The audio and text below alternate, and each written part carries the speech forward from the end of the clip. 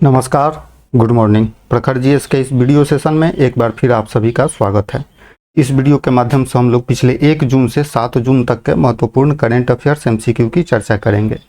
आशा है ये सभी करंट अफेयर्स एमसीक्यू आपके आने वाले परीक्षाओं के लिए लाभकारी साबित होंगे। तो आइए शुरू करते हैं आज का यह वीडियो शुरू करने से पहले अभी तक आपने इस चैनल को सब्सक्राइब नहीं किया है तो इस चैनल को सब्सक्राइब कर लें और बेल आइकन भी दबा दें ताकि आपको आने वाले वीडियो प्रॉपर मिल सके। पहला क्वेश्चन है, हाल ही में 2025 के लिए princess of the Asturias sports awards किसे सम्मानित किया गया है? सही उत्तर option number C, Serena Williams को। सेरेना विलियम्स टेनिस की खिलाड़ी हैं। यूएसए की टेनिस की खिलाड़ी सेरेना विलियम्स को वर्ष 2025 के लिए princess of the Asturias sports award से सम्मानित किया गया है। दुनिया की सबसे प्रतिष्ठित एथलीटों में से एक है सेरेना विलियम्स, जो कि स्पेन का यह प्रतिष्ठित नागरिक सम्मान है। Princess of Asturias award for sports Spain का नागरिक सम्मान है। Princess of Asturias award for sports 2025 से सम्मानित किया गया है सेरेना विलियम्स को। यह पुरस्कार खेल, कला, साहित्य, विज्ञान जैसे क्षेत्रों में वैश्विक उत्कृष्टता को और योगदान को मान्यता देने के लिए दिया जाता है। नेक्स्ट क्वेश्चन है, हाल ही में राष्ट्रीय बौद्धिक संपदा महोत्सव 2025 का आयोजन किया गया। तो राष्ट्रीय बौद्धिक संपदा महोत्सव 2025 का आयोजन किया गया देहरादून में। उत्तराखंड के देहरादून में राष्ट्रीय बौद्धिक संपदा महोत्सव 2025 का आयोजन किया गया। CSIR अर्थात भारतीय पेट्रोलियम संस्थान देहरादून ने, भारतीय पेट्रोलियम संस्थान कहाँ है तो देहरादून ने बौद्धिक संपदा के बारे में जागरूकता फैलाने के लिए 29 मई को राष्ट्रीय बौद्धिक संपदा महोत्सव 2025 मनाया। यह जो कार्यक्रम मनाया गया, राष्ट्रीय बौद्धिक संपदा महोत्सव जो मनाया गया, यह आज़ादी का अमृत महोत्सव पहल का हिस्सा है। 12 मार्च 2021 को प्रधानमंत्री मोदी ने आज़ादी के अमृत महोत्सव की शुरुआत की थी। उसी के अंतर्गत राष्ट्रीय बौद्धिक संपदा महोत्सव 2025 मनाया गया है देहरादून में, उत्तराखंड के देहरादून में। और यह जो आज़ादी का अमृत महोत्सव है, यह कार्यक्रम 2021 में शुरू हुआ था। कहाँ हुआ था? गुजरात के अहमदाबाद से शुरू किया गया था प्रधानमंत्री नरेंद्र मोदी के द्वारा। नेक्स्ट क्वेश्चन है, हाल ही में बनी मिस वर्ल्ड 2025 पोपल सुचाता चुआंगश्री, पोपल सुचाता चुआंगश्री मिस वर्ल्ड 2025 बनी है। मिस वर्ल्ड 2025 कौन बनी है? तो ओपल सुचाता चुआंगश्री। तो ओपल सुचाता चुआंगश्री मिस वर्ल्ड 2025 बनी है और ये थाईलैंड की हैं। कहाँ की हैं? तो थाईलैंड की ओपल सुचाता चुआंगश्री मिस वर्ल्ड 2025 बनी है। ग्रैंड फिनाले तेलंगाना में आयोजित किया गया, तेलंगाना के हैदराबाद में। इस वर्ष मिस वर्ल्ड 2025 का जो फाइनल था, ये हैदराबाद में आयोजित किया गया था, तेलंगाना के हैदराबाद में, जहां थाईलैंड की ओपल सुचाता चुआंगश्री मिस वर्ल्ड 2025 बनी। भारत की ओर से मिस वर्ल्ड 2025 में प्रतिनिधित्व कर रही थी नंदिता गुप्ता। मिस वर्ल्ड 2025 में भारत की जो प्रतिनिधि थी नंदिता गुप्ता थी और टॉप 8 में भी वो जगह नहीं बना सकी थी। नेक्स्ट क्वेश्चन है, हाल ही में नार्वे शतरंज 2025 का खिताब किसने जीता? तो नार्वे शतरंज 2025 का खिताब जीता है डी गुकेश ने। भारत के ग्रैंड मास्टर डी गुकेश ने नार्वे शतरंज 2025 का खिताब जीत लिया है। इन्होंने मैग्नस कार्लसन को इन्होंने हराया। भारतीय ग्रैंड मास्टर डी गुकेश ने नार्वे शतरंज टूर्नामेंट 2025 में विश्व शतरंज चैंपियनशिप मैग्नस कार्लसन, जो कि Magnus Carlsen champion world cup winner है शतरंज के, उन्हें हराया है। गुकेश की जो यह कार्लसन पर पहली क्लासिकल जीत है। मैग्नस कार्लसन नार्वे से संबंधित है, अर्थात नार्वे के खिलाड़ी हैं मैग्नस कार्लसन। नेक्स्ट क्वेश्चन है, हाल ही में लुइस मोंटेनेग्रो कहाँ के प्रधानमंत्री बने हैं? तो लुइस मोंटेनेग्रो जो है वो पुर्तगाल के प्रधानमंत्री बने हैं। पुर्तगाल के प्रधानमंत्री कौन बने हैं? Luis Montenegro. लुइस मोंटेनेग्रो पुर्तगाल में हाल ही में आम चुनाव हुआ था, जहां उन्हें लुइस मोंटेनेग्रो को पुर्तगाल का प्रधानमंत्री नियुक्त किया गया। पुर्तगाल की जब बात हो रही है तो पुर्तगाल की राजधानी है लिस्बन और वहां के वर्तमान राष्ट्रपति हैं मार्सेलो रेबेलो डिसूजा। पुर्तगाल के राष्ट्रपति कौन है? Marcelo Rebelo D'Souza. और लुइस मोंटेनेग्रो पुर्तगाल के प्रधानमंत्री बने हैं। पुर्तगाल जो है आइबेरियन प्रायद्वीप के दक्षिण पश्चिम में स्थित है और इसकी पूर्वी और उत्तरी सीमा स्पेन से लगती है, जबकि पश्चिमी और दक्षिणी सीमा अटलांटिक महासागर से लगती है। तो पुर्तगाल का जो सीमावर्ती देश है, एकमात्र देश पुर्तगाल का सीमावर्ती देश स्पेन है और दूसरे तरफ यह अटलांटिक महासागर से सीमा साझा करता है। नेक्स्ट क्वेश्चन है, हाल ही में चर्चित शब्द वाडा, वाडा का पूरा रूप क्या है? अब वाडा का पूर्ण रूप क्या है? तो सही उत्तर वर्ल्ड एंटी डोपिंग एजेंसी। वाडा का मतलब world anti doping agency. World anti doping agency, विश्व डोपिंग निरोधक एजेंसी वाडा, यह स्वतंत्र, इसके हाल ही में इसके स्वतंत्र अध्यक्ष बने हैं बिल्टोड बाका और उपाध्यक्ष हैं यांग यांग। बिल्टोड वाका और उपाध्यक्ष इसके बने हैं यांग यांग। तो विश्व डोपिंग निरोधक एजेंसी है वाडा।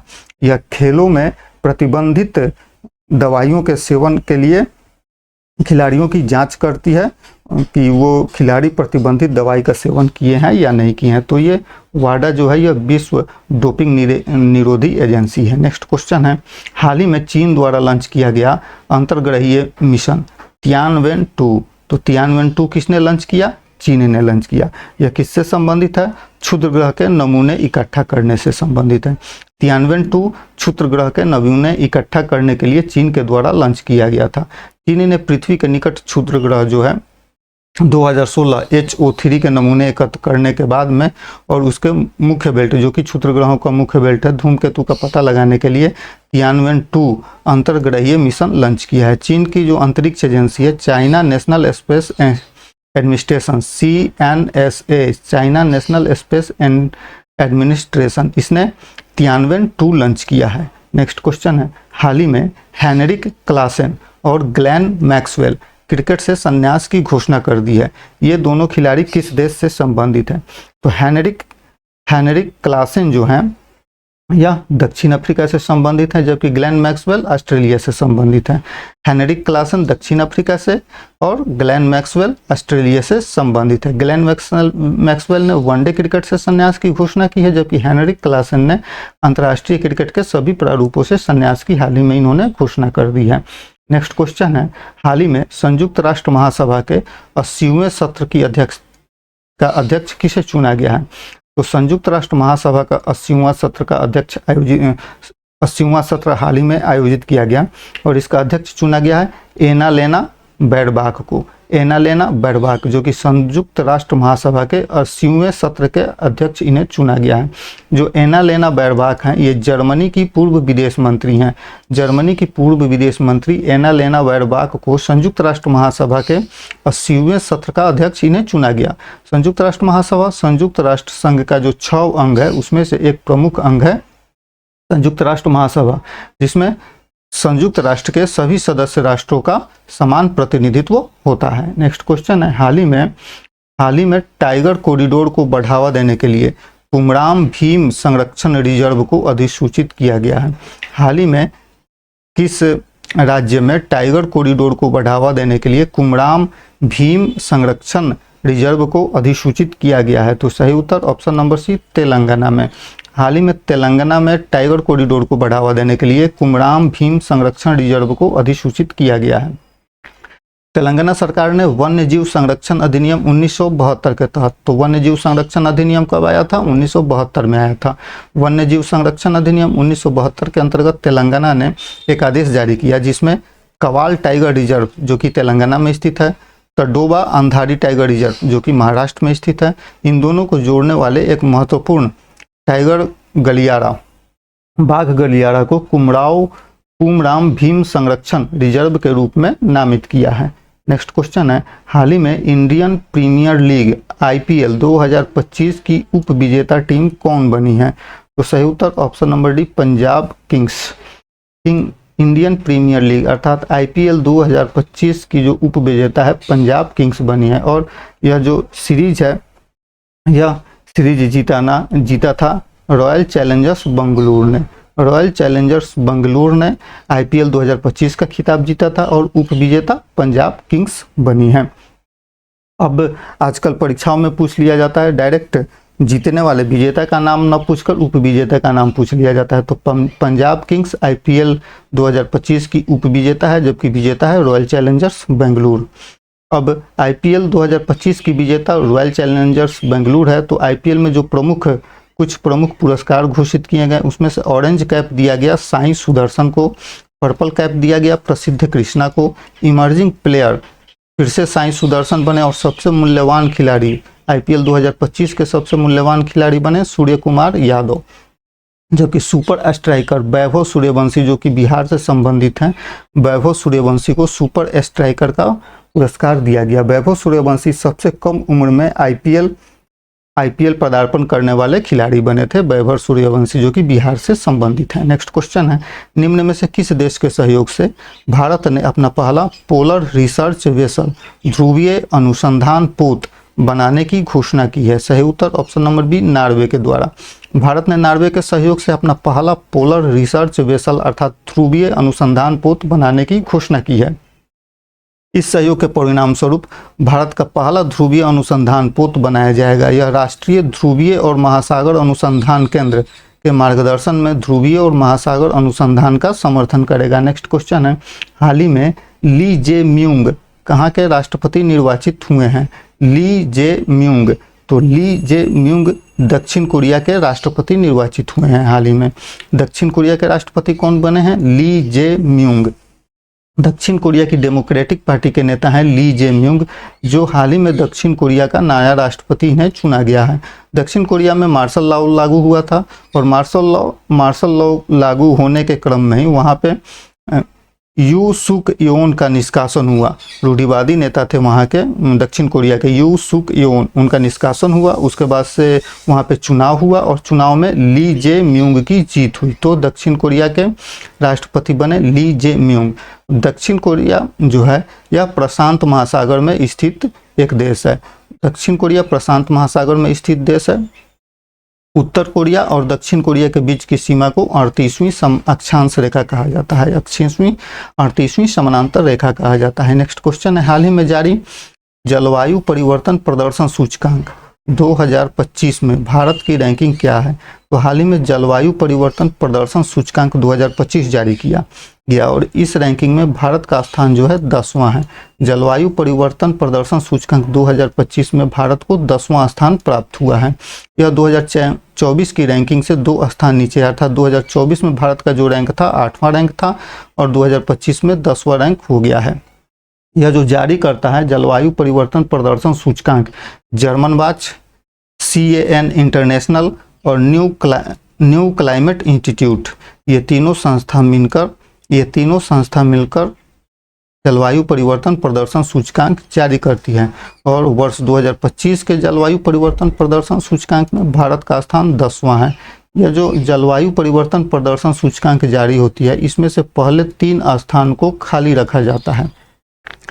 पहले 3 स्थान को खाली रखा जाता है, 1, 2, 3 स्थान किसी को नहीं मिलता है, और उसके बाद से चौथा स्थान जो कि इस रैंकिंग में सबसे ऊपर है, डेनमार्क को दिया गया है। तो जलवायु परिवर्तन प्रदर्शन सूचकांक में सबसे अच्छा प्रदर्शन करने वाला जो देश है वो डेनमार्क है।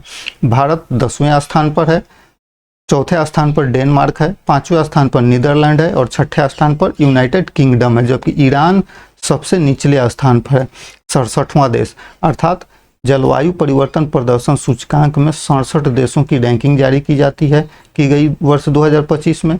इन 67 देशों में सबसे अंतिमवां स्थान ईरान का रहा, सबसे ऊपर का स्थान डेनमार्क का रहा, अर्थात चौथा स्थान, क्योंकि 3 स्थान, पहला, दूसरा और तीसरा स्थान, इस सूचकांक में 3 स्थान खाली रखे जाते हैं, ये स्थान किसी को नहीं दिया जाता, और भारत का स्थान 10वां है। नेक्स्ट क्वेश्चन है, हाल ही में जारी एक रिपोर्ट के अनुसार दुनिया के शीर्ष स्टार्टअप शहरों में बेंगलुरु का स्थान क्या है? सही उत्तर ऑप्शन नंबर सी, 10वां स्थान। हाल ही में एक रिपोर्ट जारी की गई, इसमें दुनिया के शीर्ष स्टार्टअप शहरों को रैंकिंग किया गया। इन शहरों के रैंकिंग में बेंगलुरु को 10वां स्थान प्राप्त हुआ है। Startup blink global startup ecosystem index 2025 के अनुसार दुनिया के शीर्ष स्टार्टअप शहरों में बेंगलुरु को 10वां स्थान प्राप्त हुआ है। शीर्ष 10 में सबसे ज़्यादा 4 शहर अमेरिका के हैं। इसके द्वारा जो स्टार्टअप इकोसिस्टम इंडेक्स 2025 जारी किया गया, उसमें 4 शहर, शीर्ष 10 में से 4 शहर अमेरिका के हैं, पहला स्थान जो मिला है सैन फ्रांसिस्को को मिला है, दूसरा स्थान न्यूयॉर्क को और तीसरा स्थान लंदन को, जो कि भारत के बेंगलुरु को मिला है 10वां स्थान।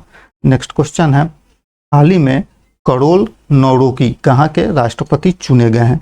तो करोल नौरोकी पोलैंड के राष्ट्रपति चुने गए हैं। हाल ही में पोलैंड के राष्ट्रपति कौन बने हैं? करोल नौरोकी। कंजर्वेटिव नेता है करोल नौरोकी, जो कि पोलैंड के राष्ट्रपति के चुनाव जो हुआ था हाल ही में, वहाँ पे इन्होंने जीत हासिल की है। उन्होंने उदारवादी नेता और अपने प्रतिद्वंदी राफाल ट्राजकोस्की को 50% से ज़्यादा वोटों से हराया है। पूर्व अमेरिकी राष्ट्रपति डोनाल्ड ट्रम्प ने नौरोकी का समर्थन किया था।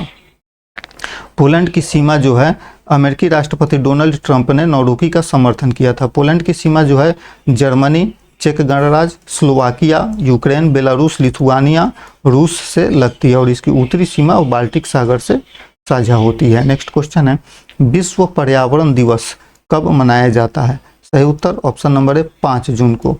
5 जून को प्रत्येक वर्ष मनाया जाता है विश्व पर्यावरण दिवस।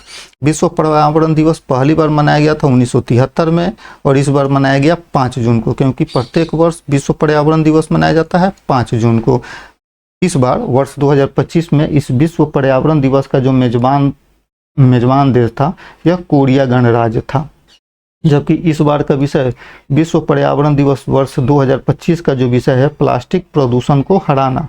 क्या? प्लास्टिक प्रदूषण को हराना। नेक्स्ट क्वेश्चन है, G7 का 51वां वार्षिक शिखर सम्मेलन 2025 में जो आयोजित होने वाला है, यह कहाँ आयोजित किया जाएगा? सही उत्तर ऑप्शन नंबर बी, कनाडा में आयोजित किया जाएगा।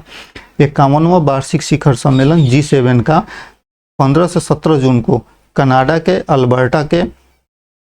के अल्बर्टा में आयोजित किया जाएगा। G7 जो ग्रुप है यह इसमें Canada, France, Germany, Italy, Japan और यूनाइटेड किंगडम और संयुक्त राज्य अमेरिका शामिल है। यह जो संगठन है दुनिया की 7 सबसे बड़ी उन्नत अर्थव्यवस्थाओं का प्रतिनिधित्व करती है, जिसका वैश्विक शुद्ध संपत्ति लगभग 62% से अधिक है। भारत इसमें आमंत्रित अतिथि राष्ट्र के रूप में इसमें शामिल होने वाला है और भारत का प्रतिनिधित्व भारत के प्रधानमंत्री नरेंद्र मोदी करने वाले हैं। हाल ही में नरेंद्र मोदी को इस G7 शिखर सम्मेलन में शामिल होने के लिए आमंत्रण प्राप्त हुआ है। भारत के प्रधानमंत्री ने आमंत्रण स्वीकार किया है और भारत इस G7 शिखर सम्मेलन में अतिथि राष्ट्र के रूप में शामिल होगा। नेक्स्ट क्वेश्चन है, निरंतर निवेश और रोजगार के माध्यम से अमेरिका भारत संबंधों को आगे बढ़ाने में उनके योगदान के लिए किस भारतीय उद्योगपति को USISPF ग्लोबल लीडरशिप अवार्ड 2025 से सम्मानित किया गया है? तो सही उत्तर option number B, Kumar Mangalam Birla को। बिरला समूह के प्रमुख कुमार मंगलम बिरला को USISPF ग्लोबल लीडरशिप अवार्ड 2025 से सम्मानित किया गया है। वाशिंगटन डीसी में, जो कि अमेरिका की राजधानी है वाशिंगटन डीसी में, 8वें US India strategic partnership forum में नेतृत्व शिखर सम्मेलन आयोजित हुआ था, जहां आदित्य बिरला समूह के अध्यक्ष कुमार मंगलम बिरला को संयुक्त राज्य अमेरिका में निरंतर निवेश और रोजगार के माध्यम से अमेरिकी भारत संबंधों को आगे बढ़ाने के लिए उसके योगदान के लिए उन्हें वैश्विक नेतृत्व के पुरस्कार से सम्मानित किया गया है। नेक्स्ट क्वेश्चन, खीचन जो कि फालौदी में स्थित है और मेनार जो कि उदयपुर में स्थित है, ये दोनों शहर जो हैं ये राजस्थान में है। कहाँ है? राजस्थान में। को अंतर्राष्ट्रीय महत्व की रामसर साइटों की सूची में शामिल किया गया। यह किस राज्य में स्थित है? राजस्थान राज्य में स्थित है। ऑप्शन नंबर सी सही। तो राजस्थान के 2 शहर खीचन और मेनार, खीचन और मेनार, राजस्थान के 2 शहर खीचन और मेनार रामसर साइटों की सूची में शामिल किया गया है। इन दोनों के रामसर साइटों की सूची में शामिल होते ही भारत में रामसर साइटों की संख्या बढ़कर हो गई है 91।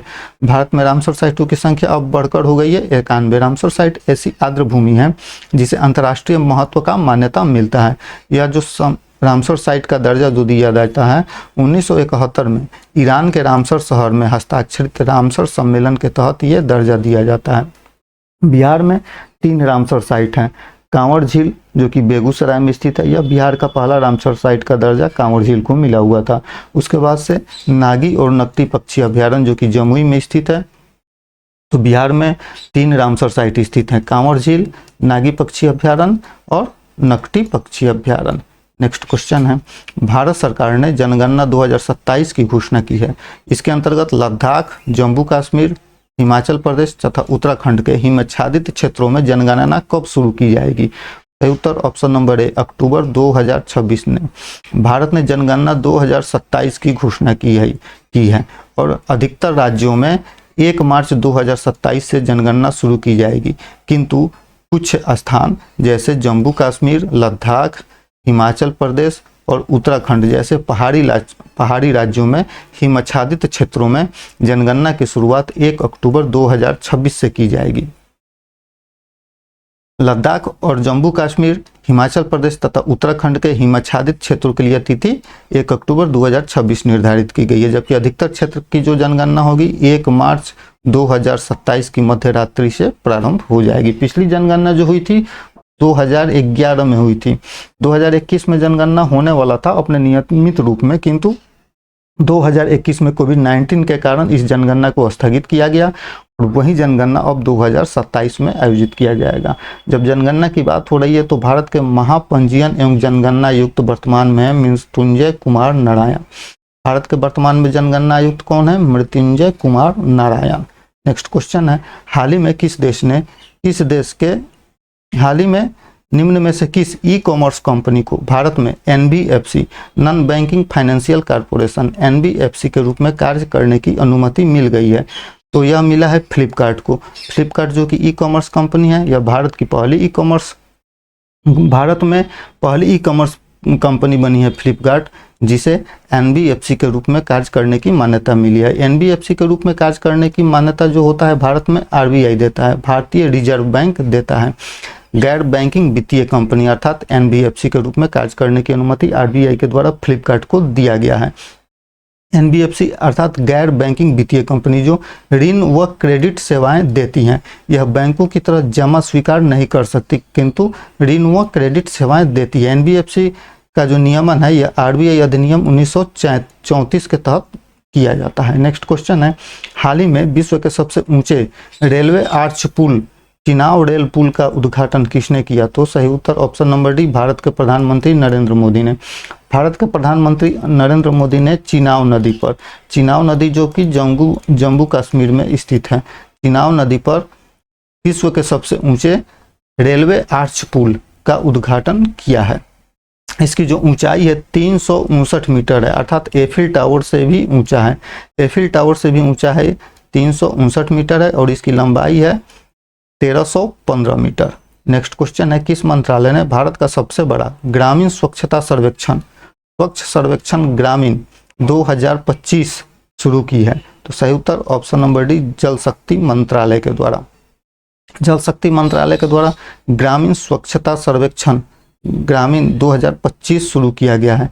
केंद्रीय जल शक्ति मंत्री ने भारत में सबसे बड़े ग्रामीण स्वच्छता स्वच्छ सर्वेक्षण ग्रामीण 2025 का शुरुआत किया है। इसमें 34 राज्यों और केंद्र शासित प्रदेशों में 761 जिलों के 21,000 गांव शामिल किए जाएंगे। यह सर्वेक्षण स्वच्छ भारत मिशन चरण 2 का हिस्सा है, जिसका उद्देश्य खुले में शौच मुक्त अर्थात ओडीएफ प्लस परिणामों की स्थिति का आकलन करना है। नेक्स्ट क्वेश्चन है, हाल ही में खबरों में रहा पेरिटो मोरेनो ग्लेशियर किस देश में स्थित है?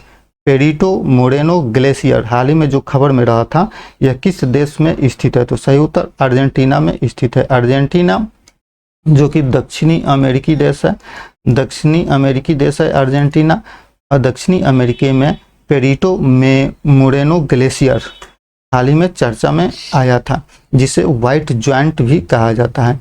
पेरिटो मोरेनो ग्लेशियर को क्या कहा जाता है? White joint.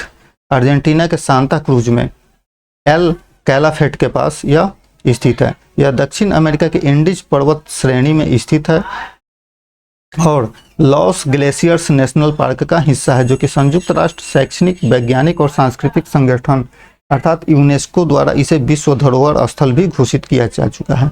ग्लेशियर का निर्माण लगभग 18,000 साल पहले हिमयुग के दौरान हुआ था और ग्लोबल वार्मिंग और बढ़ते हुए तापमान के कारण यह तेजी से टूट रहा है, जिसके कारण हाल ही में यह ग्लेशियर चर्चा में आया था।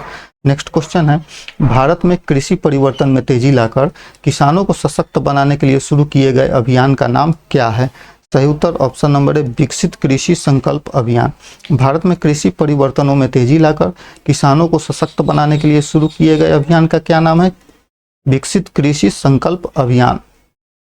केंद्रीय कृषि मंत्री ने केंद्रीय मीठा जल कृषि संस्थान जो कि भुवनेश्वर में स्थित है, इसमें विकसित कृषि संकल्प अभियान का शुभारंभ किया है। अभियान का उद्देश्य है भारत में कृषि परिवर्तन को गति देकर 1.5 करोड़ से अधिक किसानों को सशक्त बनाना। नेक्स्ट क्वेश्चन है, हाल ही में चर्चा में रहा आइस ब्रेकर मिसाइल किस देश के द्वारा विकसित किया गया है? तो आइस ब्रेकर मिसाइल जो है यह इजराइल के द्वारा विकसित किया गया है हाल ही में। यह इस आइस ब्रेकर मिसाइल को भारत खरीदने की योजना बना रहा है। तो भारतीय वायुसेना इजराइल के आइस ब्रेकर मिसाइल को खरीदने की योजना बना रही है। आइस ब्रेकर एक लंबी दूरी की हवा से प्रक्षेपित क्रूज मिसाइल है जिसमें सटीक मार्गदर्शन और स्वायत्त क्षमताएं हैं। इसे इजराइल की एक प्रमुख रक्षा company Rafael advance defence system ने विकसित किया है। नेक्स्ट क्वेश्चन है, किस राज्य सरकार ने ग्रेटर फ्लेमिंगो अभयारण्य की स्थापना की है? किस राज्य सरकार ने ग्रेटर फ्लेमिंगो अभयारण्य की स्थापना की है? सही उत्तर ऑप्शन नंबर सी, तमिलनाडु में। तमिलनाडु में हाल ही में ग्रेटर फ्लेमिंगो अभयारण्य की स्थापना की है। तमिलनाडु सरकार ने रामनाथपुरम जिले के धनुषकोटी में ग्रेटर फ्लेमिंगो अभयारण्य घोषित किया। यह पारिस्थितिकी दृष्टि से महत्वपूर्ण मन्नार बायोस्फीयर रिजर्व में स्थित है।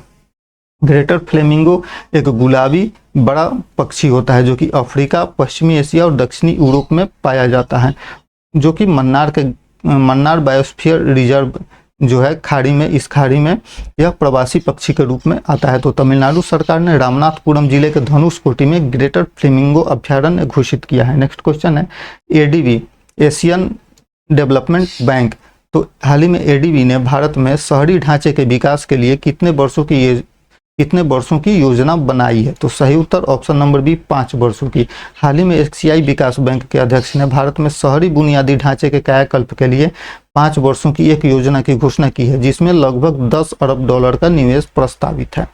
यह पहल भारत के शहरी क्षेत्रों में टिकाऊ और स्मार्ट विकास की दिशा में एक महत्वपूर्ण कदम मानी जाती है। एडीबी की स्थापना हुई थी 19 दिसंबर 1966 ईस्वी को। एडीबी की स्थापना हुई थी 19 दिसंबर 1966 ईस्वी को। नेक्स्ट क्वेश्चन है, हाल ही में चर्चा में रहा ऑपरेशन स्पाइडर वेब्स निम्न में से किससे संबंधित है?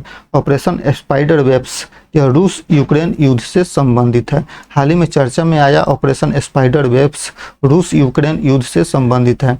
रूस यूक्रेन युद्ध जो कि पिछले लगभग 3 वर्षों से अधिक समय से जारी है, तो रूस यूक्रेन युद्ध में ऑपरेशन स्पाइडर वेब्स के अंतर्गत रूस के अंदर यूक्रेन की सुरक्षा सेवा द्वारा किया गया एक गुप्त ड्रोन हमला था। यूक्रेन द्वारा रूस में किया गया एक गुप्त ड्रोन हमला ऑपरेशन स्पाइडर्स वेब के द्वारा किया गया था। नेक्स्ट क्वेश्चन है, निम्नलिखित में से किस मंत्रालय के तहत नमस्ते योजना के अंतर्गत कचरा बीनने वालों की प्रोफाइलिंग के लिए एक राष्ट्रव्यापी digital application waste picker enumeration app launch किया गया है? यह सामाजिक न्याय और अधिकारिता मंत्रालय के द्वारा लॉन्च किया गया है। ऑप्शन नंबर बी सही। तो सामाजिक न्याय और अधिकारिता मंत्रालय के तहत नमस्ते योजना, सवाल ये भी आ सकता है कि नमस्ते योजना किस मंत्रालय के अंतर्गत शुरू किया गया है? तो नमस्ते योजना सामाजिक न्याय और अधिकारिता मंत्रालय के अंतर्गत शुरू किया गया है। तो सामाजिक न्याय और अधिकारिता मंत्रालय के तहत जो नमस्ते योजना चल रहा है, उस नमस्ते योजना के अंतर्गत कचरा बीनने वालों की प्रोफाइलिंग के लिए राष्ट्रव्यापी digital application best picker enumeration app launch किया गया है। 5 जून 2025 को जिस दिन विश्व पर्यावरण दिवस मनाया जाता है, तो विश्व पर्यावरण दिवस के अवसर पर सामाजिक न्याय और अधिकारिता मंत्रालय ने नई दिल्ली में best picker enumeration app launch किया गया। यह ऐप राष्ट्रीय स्तर पर कचरा बीनने वाले व्यक्तियों की प्रोफाइलिंग के लिए विकसित किया गया है, जिससे उन्हें औपचारिक पहचान, सामाजिक सुरक्षा, कौशल विकास और सामूहिक सशक्तिकरण प्रदान किया जा सकेगा। नमस्ते योजना जो शुरू किया गया था, यह नमस्ते योजना सामाजिक न्याय और अधिकारिता मंत्रालय के अंतर्गत वर्ष 2022 में शुरू किया गया था। शहरी भारत में सफाई कर्मियों की सुरक्षा और गरिमा सुनिश्चित करने के लिए यह योजना शुरू की गई थी वर्ष 2022 में। धन्यवाद।